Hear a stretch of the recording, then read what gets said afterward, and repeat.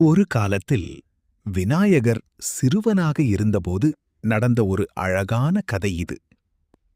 விநாயகர் மற்றும் ஞானப்பழம். ஒரு நாள் சிவபெருமான் மற்றும் பார்வதி தேவி தங்கள் இரு மகன்களான முருகன் மற்றும் விநாயகரை அழைத்தார்கள். அப்போது நாரதர் ஒரு அதிசயமான ஞானப்பழத்தை கொண்டு வந்தார். அந்த பழம் மிகவும் விசேஷமானது. அதை யார் சாப்பிட்டாலும் உலகிலேயே மிகுந்த ஞானம் பெறுவார்கள்.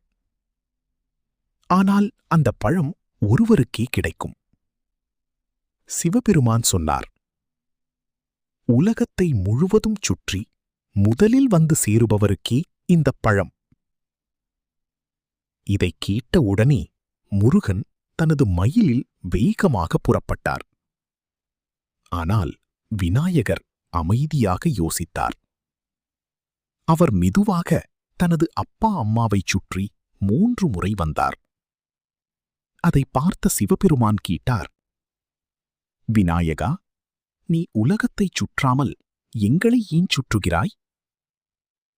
விநாயகர் சிரித்தபடி சொன்னார், எனக்கு என் அப்பா அம்மாதான் உலகம். இந்த பதிலை கேட்ட அனைவரும் மகிழ்ந்தார்கள்.